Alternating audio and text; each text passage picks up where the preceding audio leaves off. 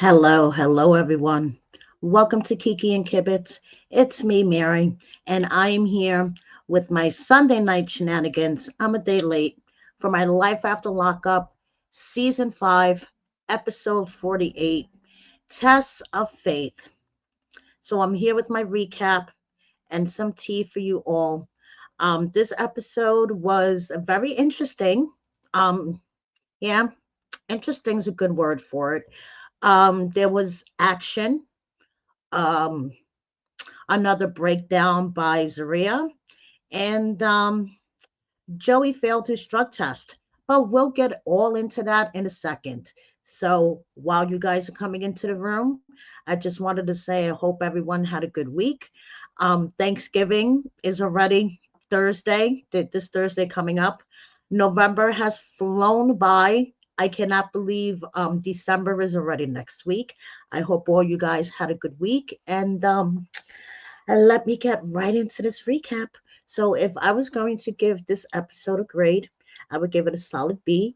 And yeah, let's hop right into it. So, we are going to start off with Bianca and Daniel. We picked up where we left off last week, and I just wanted to say that I uploaded a word on the street a couple of hours ago, took a nap, and then woke up to major Bianca and Daniel news, which I will get into in a second. So, on this episode, we pick up where we left off with them. Bianca is agitated. She doesn't want to film. She's like, that's it. I'm done. Fuck this shit. I don't want to film anymore. Why was she so agitated?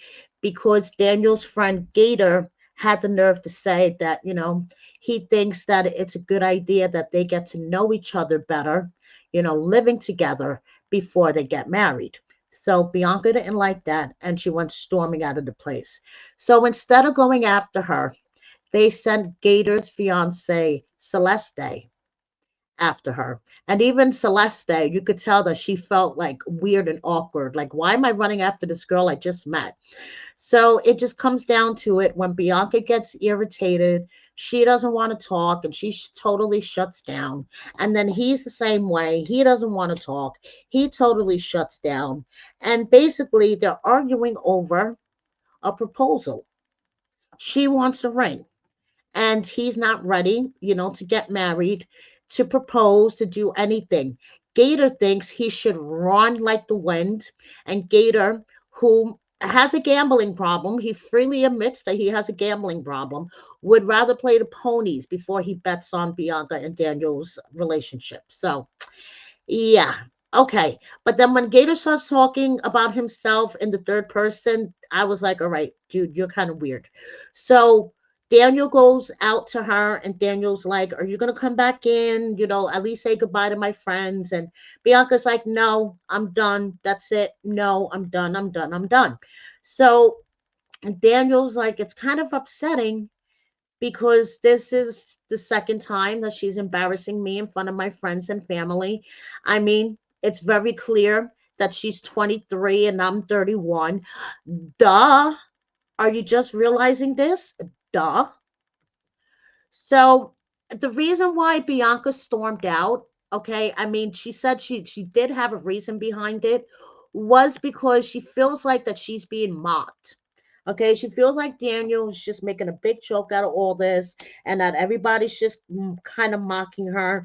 And unfortunately, Bianca, you were right because they were mocking you.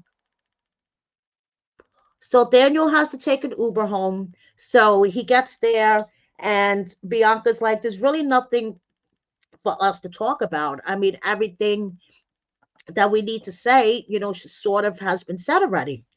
And Daniel's like, what do you mean? You stormed off with my friends there. And Bianca's like, well, you're going to propose when you want to. And if we keep having this conversation, it's not going to happen any quicker. And he's like, well, I just don't want marriage and all that right now. And she's like, yeah, I know that. And she's like, I just feel kind of dumb because I gave up my whole life. I moved to Florida. I stopped talking to some of my family members. Some of my family members have cut me off because of my life decisions to be with him. And now that we're not getting married right away, I kind of feel like I look dumb and crazy. And Daniel's like, well, I think if we both would have gotten married right away, we would have gotten married right away, we both would have seemed dumb and crazy. So let's just take it day by day and just let's see where we are in the future. Bianca's like, I think I just expected more out of him. That's what it comes down to. She just expected more, and he's not there yet. They are not on the same level. So Bianca's friend Haley is coming from Florida, and she's so happy because she feels lonely. You know, she has no friends besides Daniel and his friends. So she's like, "Oh my God, I'm gonna cry. I'm so happy." And Haley's like, "Oh, don't cry." And she's like, "I've just been so lonely because I don't know anybody out here." And she Haley's excited to meet Daniel, but on the other hand, she wants her own alone time, you know, girl one-on-one time with Bianca, and Bianca wants her one-on-one time with Haley. But you know something, chicks, Daniel's there, so Bianca, you know, you're gonna have to find a compromise somehow, if that's called being in a relationship. So anyway, so Daniel calls his mom while she's out, and his mom is like, "Hi, how are you? So where's Bianca?" And Daniel's like, "Bianca's out with her friend." Mom is like, "Are they drinking? What are they doing?" Mom called it. They were having a drink. So basically, Daniel explains to his mom about the fights that him and Bianca have been having over Bianca wanting to be officially engaged. She wants that ring. She wants that ring, okay? And she's not going to be happy until she gets it. But he's not ready to get engaged emotionally, financially, mentally, in any which way. And mom is like, can't you just give her the ring that we bought as a promise ring? So at least you'll feel secure that you're making a promise to her. And Haley thinks that Daniel just talks a big game, which I'm kind of leaning towards Haley. So Daniel, at the end of their segment, is sitting there spinning the ring on the counter. Will he give Bianca the ring as a promise ring? I guess we shall see because the season's almost over. So, like I said, you guys, I took a nap, right? And I woke up to Bianca and Daniel and their dirty laundry all over the interwebs. So apparently, Bianca took a looky look into Daniel's messages and saw that allegedly he has been talking to girls from the very beginning. Bianca put up some text messages to the gram, which she quickly deleted. But apparently, Daniel has been talking to and seeing other women behind Bianca's back since the very beginning. Okay. These are the messages that Bianca screenshot and put up to the gram briefly before she deleted them. She honestly is not okay. And I am just trying to wrap my mind around all this because my interview with them is less than a week old. Okay, guys, I interviewed them like last week, and now Bianca is realizing that Daniel has been cheating on her from the very beginning. Now, I get it. Bianca's annoying, immature. She drinks, which could potentially put Daniel's sobriety in jeopardy, but no one deserves to be cheated on, especially from the very beginning of their relationship. And they've been together what, like 7 8 months. I think he said that he's been out of prison. If you know, check my interview, I get it. She's annoying AF on TV, but nobody deserves to be fucking cheated on. Just saying. So, moving on, we have Zariah and Troy. She was all the way up here, all the way up here on this episode. And I guess if you wake up and it's community day and your anniversary, you know, and you go out and there's a boot on your car, yeah, that will put anybody in a really fucked up mood. But Zariah just takes it like from, like Troy said, 0 to 1,000, 0 to 10,000. So she gets the boot off the car. You know, she had a couple of $1,000 in the account. Why she couldn't use those couple of $1,000 of backup money in the account to pay the rent that's owed on their office space before they get evicted and then they lose their business. But that's a whole nother story. So Zariah's like, there's always something going on, you know? Girl, if you would have paid your tickets, you wouldn't walked out to a boot on your car. Mm. So she's like, community day falls on our anniversary. Troy hasn't even wished me a happy anniversary. Troy's too busy with the phone in his hand and the joint in his hand. He's like, I'm trying to get my medicine in before I get there. You know, I'm trying to get centered because Zariah is off the fucking hook. So they get to her parents' church. They check on her dad to see if they need anything. Okay, Zariah has to go and pick up her brochures from Staples. Troy jumps in the driver's seat. She's like, "Can you just fucking go? Can you just fucking go?" I mean, she has a chip, fuck chip. She has a boulder on both of her shoulders, okay, at this point. And he's like, just tell me which way I'm going. And she's like, pull over, pull over, pull over, pull over, pull over, pull over, pull over. How many times did she say pull over, people? I'm like, holy shit. And then she's like, get out the car, get out the car, get out the car, get out the car, get out the car, get out. I'm like, girl, take a Xanax. Chill the fuck out. Why are you flipping like this? They go to Staples. They pick up the brochures. She's still got the both boulders on her shoulders. She's like, this is the worst day of my fucking life. Literally. I don't want to have nothing to do with you. Nothing. You still got your phone in your hand. Who are you texting? I mean, this is just disrespectful to me. Automatically, her mind jumps to the worst. We're going to see what Troy was doing with the phone in his hand in a minute, but she automatically thinks that he's texting and cheating and being shady. I feel that it's just, she's guilty. She feels very guilty about cheating on Troy. So this is why her mind automatically fucking goes there. He's cheating. He's doing something shady because, things are a little tough in our relationship right now. So he's going to go and he's going to cheat like I did. So that's why, in my opinion, she goes from 0 to 1,000, especially now that Troy's on the streets. Oh, she doesn't have that control over him anymore. Because when he was in jail and she cheated on him, he couldn't turn around and do it to her because he was in jail.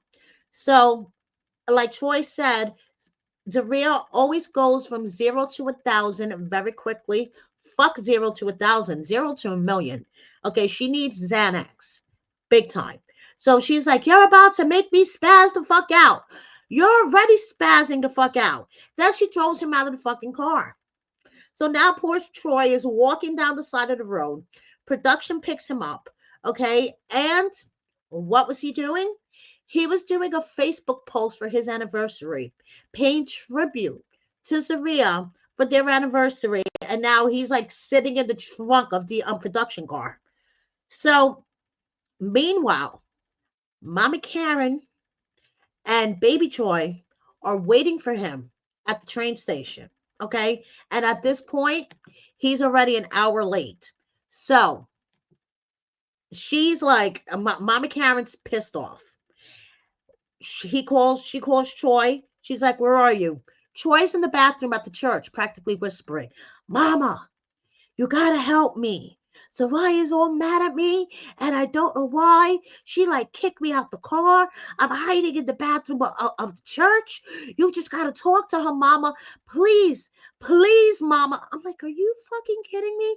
What is happening here? Why is Troy begging his mother to talk to Zariah so she could calm down?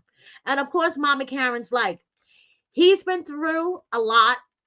Zariah does not help. And Zariah's a psychopathic bitch. I was like, oh boy. So now Karen's like, fuck this. He's an hour and a half late. I got a ticket for the next train and I'm leaving. So she calls Troy to tell him this. And Troy's like, what do you mean? I gotta go get my daughter and my mother. They're leaving. And Zariah's like, no, we have bigger fish to fry. We have other things to worry about. And Troy's like, what do you mean? Don't fuck with my daughter. So Raya's trying to tell him that he's not going anywhere. And he's like, do not play with me. Do not play with my daughter. And he goes storming off. I told you, this couple is high, high drama. I mean, it's enough to make me want to pop a Xanax watching them. So I'm just glad that it seems like now they moved to a new house. Zariah was just twerking on the counters in the kitchen. She posts that to her story. They go out. They go to the stores. Troy, embarrasses her in the stores, just like any normal couple, does. So it looks like that they're okay now. Zariah appeared on here about a month or so ago to talk about how she is diagnosed with bipolar disorder. And at the time of filming, she was not medicated. Right now, she says she is medicated. I wish them all the best, but she just needs to take it down a fucking notch. Oh boy. So now we have Britney and Kerok. I am really disappointed in their storyline and in Britney's attitude during this episode. Okay. So they're going to Houston. They're going to Houston. They're going to Houston. But the catch 22 is Brittany only has 30 days in Houston. They're still waiting for that official approval. She's only there on a travel pass. Her cousin hooked up Key Rock with a good job in HVAC. So that's a blessing.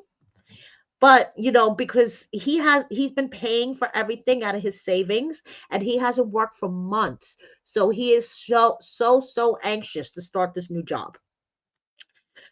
Brittany has to be careful though. If she exceeds the 30 days that she has on her travel pass, she could go back to jail and do all that backup time, which is 17 years.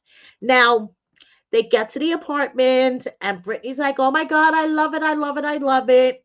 And it's a nice place. Okay, don't get me wrong, it's a nice place. But Brittany has huge plans with Key Rock's money. Okay, she's like small waterfall here.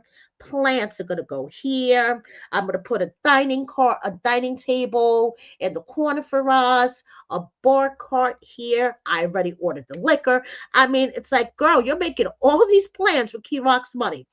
And Key Rock looked disturbed for a second. He's like, all this stuff is coming out of my wallet. And Brittany's like, we could be homeless with nowhere to go.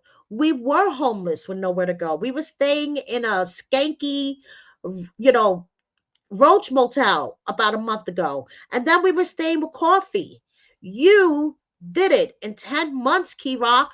So smile. Be proud of yourself. You done did a Key Rock in 10 months.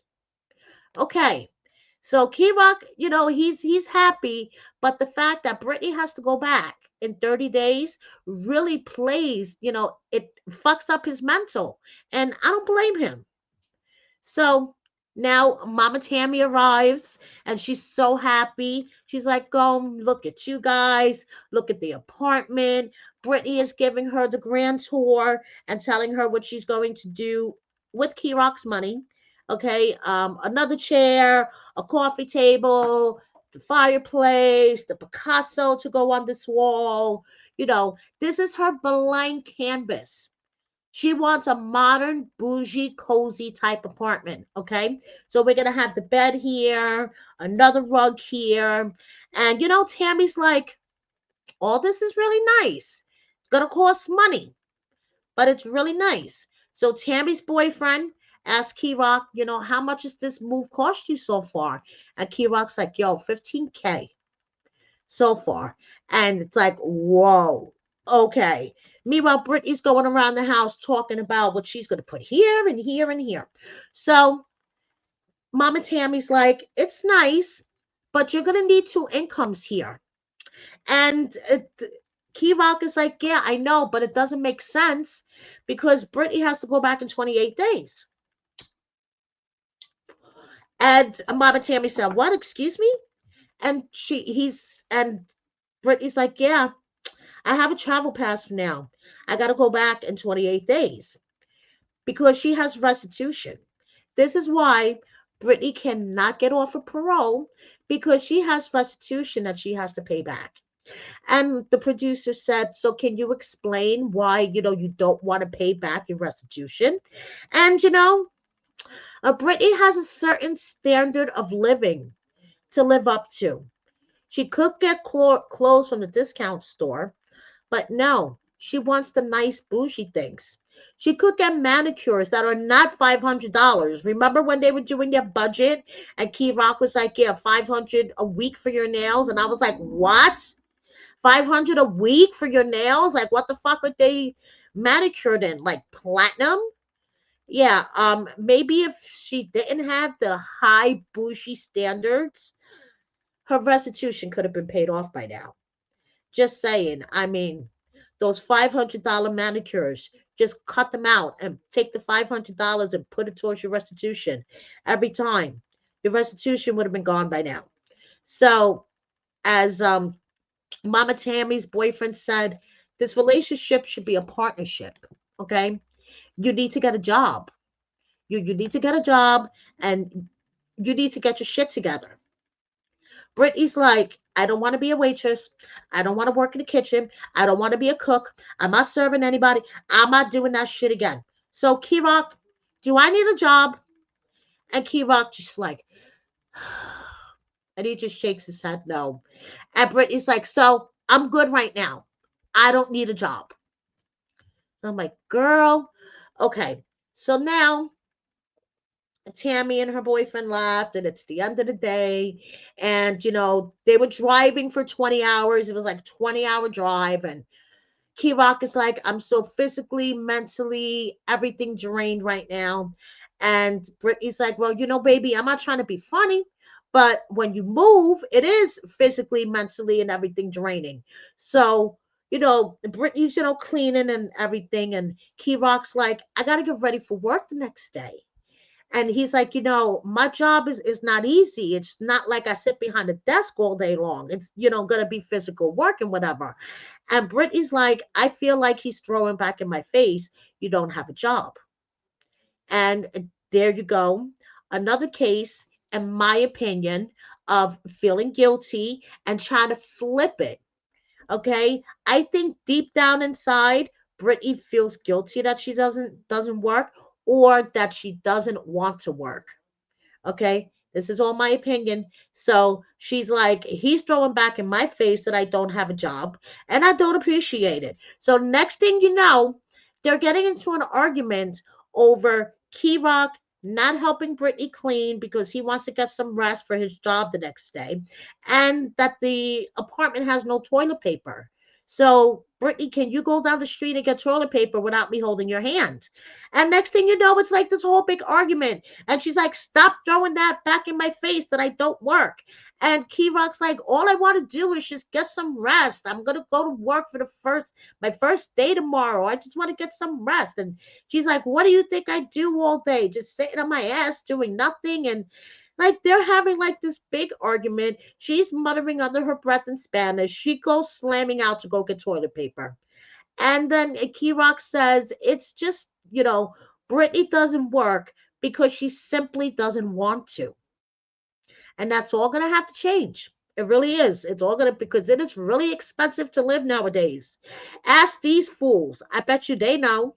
So it's about 5 weeks until Justine's due date, and she still hasn't told her mom that she's pregnant because these two grown ass fools are so afraid of their respective mothers that they hid Justine's pregnancy until the last possible second. Okay, they waited until Maria was literally 5 feet away from Justine to tell her, and it's 5 weeks from when Sherry is going to be coming down for baby Manhattan's birthday party, first birthday party, and apparently Justine is going to have her induced labor the next day.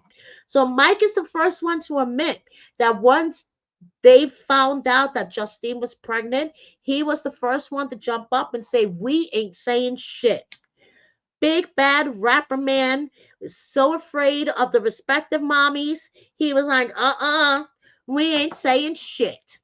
So, because last year, when they told Sherry about Justine being pregnant with Manhattan, oh, Sherry was not happy. Sherry was like, "Are you kidding me?" So and last year, Mike tried to pull off that it was all in the hands of God. And Chevy was like, "Don't even pull that shit off on me." So Justine grows some balls. She calls her mommy and she's like, "Hi, mom. You're still coming down for Maddie's party, right? Just wanted to let you know we're going to do her party on a Saturday. And then the day after her party, I'm going to have to get myself together and make sure I'm well rested because I'm going to be having another baby." And her mother's like, "Don't bullshit me. Do not bullshit me." No, unfortunately, Sherry, she wasn't bullshitting you. Mom is like, "What the hell? You didn't wait very long. You didn't even let your body heal. What is wrong with you?" And, Justine is like, "Well, getting all mad now is not going to be worth it. It's not going to be necessary." And mom is like, "You give a shit about stressing out other people. You enjoy making your own life more difficult. Mike, I see you sitting over there in the corner. What the fuck do you have to say about this?" And he's like, honestly, this was a conscious decision that we both made. And I kind of feel like it was God's will. As Sherry's like, "Don't fucking use that phrase with me." So yeah, Sherry is not fucking happy, but she'll be at Maddie's birthday party, so we shall see how this shit show turns out. So moving on, we have Melissa and Louie. Okay, Melissa decided she finally got the ring on her finger, and now it's time to go get the dream dress. She cannot believe that she woke up next to Louis from high school as her fiance. I mean, I think it's a wee bit strange how she keeps, going back to the high school years, but hey, whatever floats your boat. So she loves Louis, cannot wait to marry him, but having Donna as her mother in law terrifies her. Hey, I would love to have Donna as my mother in law. Are you fucking kidding me? So she goes to the bridal place and she's like, of course Donna would find a way to squeeze herself into the shopping and whatever. She's like, "My dream wedding dress would be sexy fitting, maybe with a slit." So Donna, she got picked up by Melissa's sister Sherry. And she's like, "What the fuck is up with that? I'm the mother-in-law. Melissa should have picked me up herself. Her tongue should be firmly up my ass. Like, what is going on here?" So Donna and Sherry get into the shop, and Melissa, who had her friend Fran, I think that's chick's name, Fran, already there. She was already trying on a dress. So she's like, "Oh, yes, the dress is unique and one of a kind, like mine and Louis' relationship." And Donna said, now, if you could make a collage of all of Donna's facial expressions during this episode, fucking classic. Okay. When she didn't open up her mouth, her face did the talking for her. Okay. So Fran and Sherry are so curious on how Louis got that ring. Okay. And they're like, oh, do you think his mother gave him some money for it? And Donna's like, listen, he's been saving. Okay. Don't talk shit about my son. He's been saving. So Melissa comes out in the first unique and one of a kind dress. It has gloves all the way up to her elbows. And Donna, the first thing she says is, "Are you gonna wear white?" She's like, I don't know about this glitz and glamour shit. The people in Jersey still wear the glitz and glamour and frilly frally wedding dresses. So she's like, I think I should know a thing or two about wedding dresses. I've only been married 3 times. I mean, the old lady doesn't know anything, but whatever.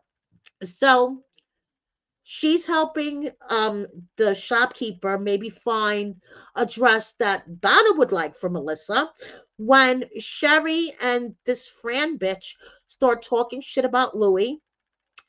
Maybe the ring is stolen. He definitely borrowed the money from his mother. And Donna's, hearing all this, and she comes out and she's like, you guys think I'm fucking deaf? So Donna explains he's a personal trainer who gets paid a lot of money an hour. He gets paid 150 an hour. And they're like, Alba, who works out more than an hour at a time? One, two, 3 times a week. So if you figure if he's doing 3 times a week, he's making $450 per client. He could save up money. Did you girls ever hear of the concept of saving? So they insist that the ring either has to be stolen or fake because a trainer that works in a pizza shop, there's no way that he was able to save that money. I don't know, maybe because you're not money conscious and you aren't able to save, you're flipping it onto Louis. Okay, just saying, Fran, or whatever your name is. So, um, Melissa comes out in this dress. I liked it. Donna definitely didn't. It had a slit. I mean, it marked off all of Melissa's check marks.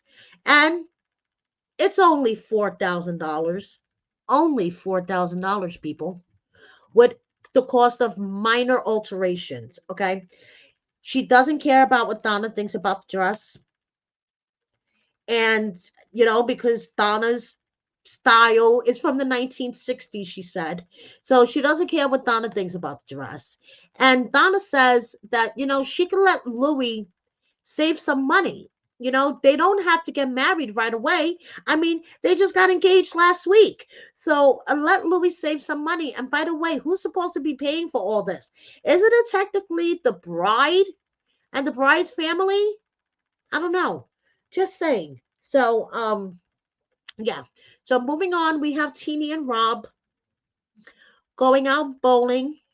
Teeny's sister is coming from Texas. This is going to be the first time that they meet. So, as you can tell, this is Rob's first time bowling. So they pulled the kids to the side and they, asked them, just wanted to see how you guys felt about having a sibling. The looks on these kids' faces, they're like, are you going to pull out a positive pregnancy test? And they're like, no, no, no, no, no. We just wanted to check in with you on your feelings behind us. And they were both like, yeah, it's okay if you guys decide to have a baby. But then in their little confessional, Mike is like, listen, I don't think it's a good idea.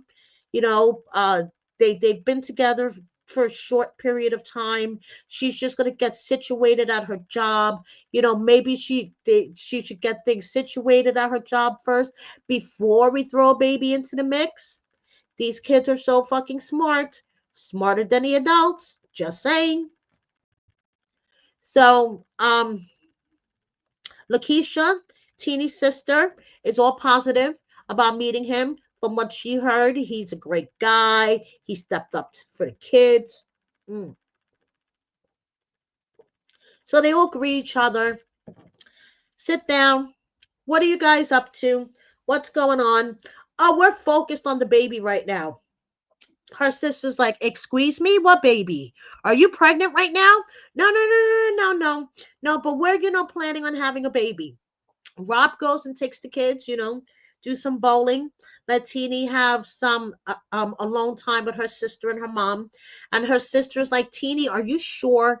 Are you really, really sure that you want to do this?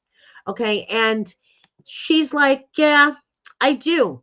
I do want another baby. He's shown up consistently. He's done everything, that I wanted him to do. Name one time that he hasn't shown up consistently.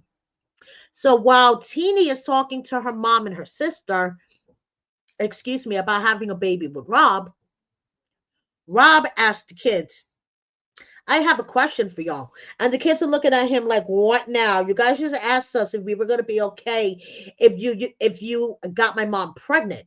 Like, what other question could you ask us? And he's like, one day I would love to have this type of family outing with my mama. What do you guys think of that?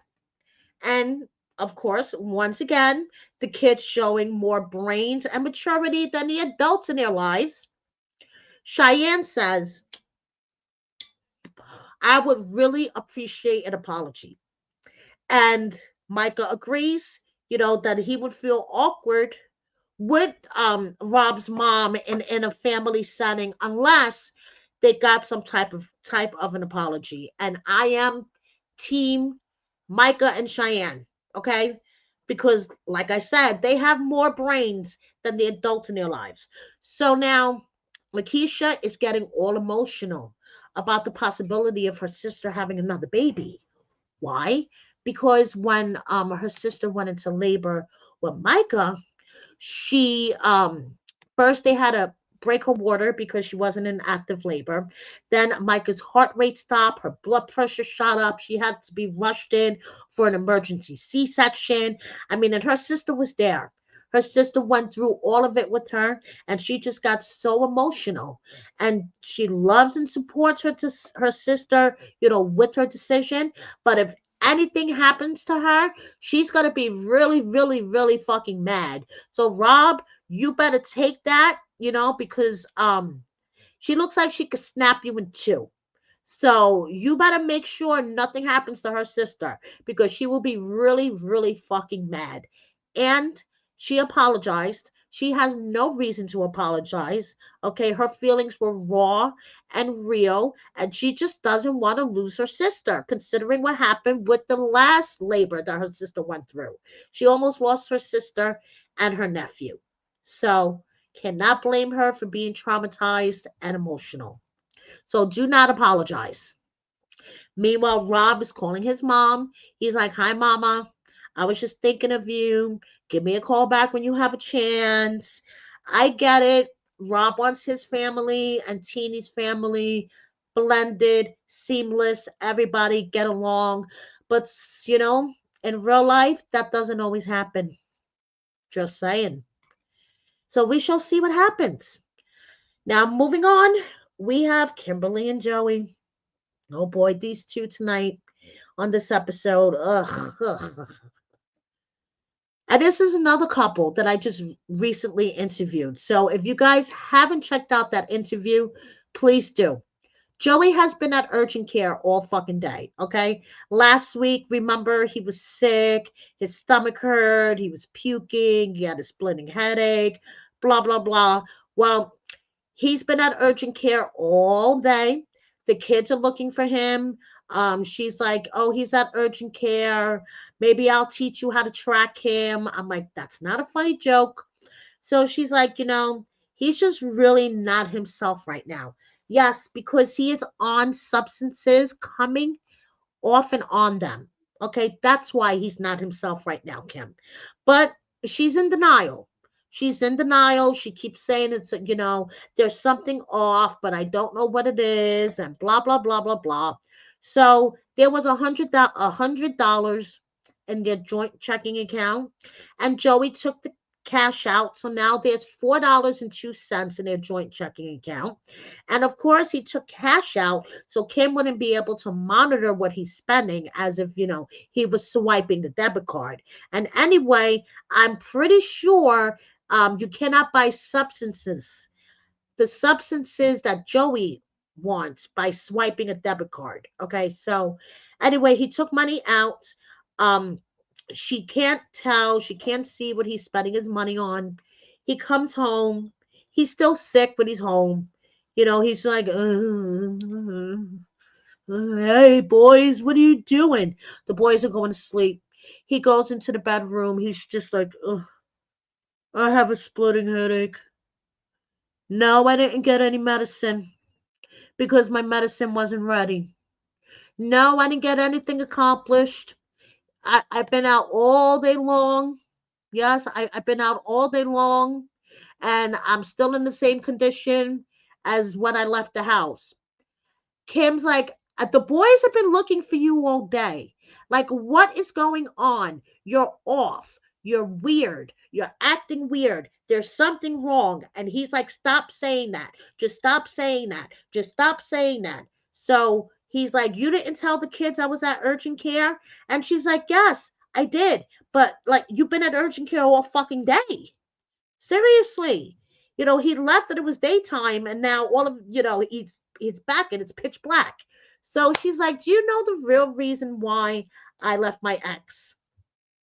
It wasn't because he cheated on me, because he cheated on me with like 17 women. Whoever would, ride him, he cheated on me with. It wasn't because he drank, because when he would drink, he would pass out and leave me the fuck alone. I prefer when he was drunk. It was because he got on drugs. Once he got on substances, I said, no way, goodbye.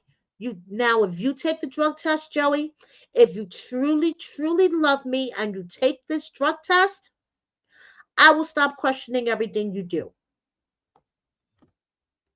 So after some hemming and hawing and fucking around, I need water. I can't pee. Let me drink some orange juice. I need to smoke a cigarette. An hour later, he was finally able to pee. But he was telling her, I can't pee a lot though. It's only going to be a little bit. It's probably not going to be enough. Oh shit, it's enough. Here.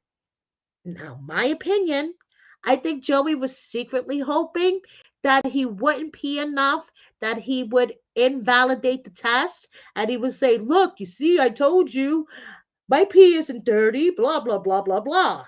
Okay, so he pees in the cup, and guess what? He tested positive for COC, which makes no fucking sense because the Joey that we see is like totally down, nodding off, falling asleep, and he tests positive for COC. I'm not going to say the full. I have a fly flying in front of me. That's annoying the fuck out of me right now. I'm not going to say the full name of the substance because I'm probably going to get into trouble on YouTube. And he tested positive for that. He's like, how is that possible? Well, apparently you did it because you tested positive for it. So, of course, he got pissed off, ran out to the car that she bought for him. I'm like, what the fuck? Jumps in the car and says, that could have been the dumbest shit you have ever done. That test is bullshit. And drives off in the car that she bought for him. Now, I don't know how she doesn't march right back inside, pick up the phone, call the police, and report that car fucking stolen. Okay, because this is the second time Joey has stormed off and that car that she bought him. We shall see what happens next week. Okay, but all I have to say is the drug tests don't lie. And he did test positive for a substance. So it may not be the substance that we thought he would test positive for. Honestly, I thought he would test positive for subdoxidone. This is what I think that he may have been abusing at the time, but that's just my opinion. So before I wrap up, I just want to remind you there's a word on the street that there is going to be a new Love After Lockup spinoff show. It's Love After Lockup House. They're basically taking a bunch of dysfunctional cast members and sticking them in a house. If you guys watch 90 Day Fiance, this concept was just filmed and it was just filmed like a month ago in Mexico. They just basically took a bunch of dysfunctional 90 Day Fiance cast members and stuck them in the house. But that concept was more of like a singles dating type thing. I think the Love at the Lockup House is geared more towards therapy from what I hear. So I'm hearing little bits here and there. So I will let you guys know as I learn more about the show and more about the cast. So before I let you guys go, Christmas is right around the corner. So this Christmas, instead of gifts, I'm giving everyone, especially the Love After Lockup cast members, my opinion. So you better get excited. Thank you so much, guys, for joining me. Thank you, everybody in the chat. I love you all. And I'll see you guys next time. Have a good week, everyone. Good night. Bye.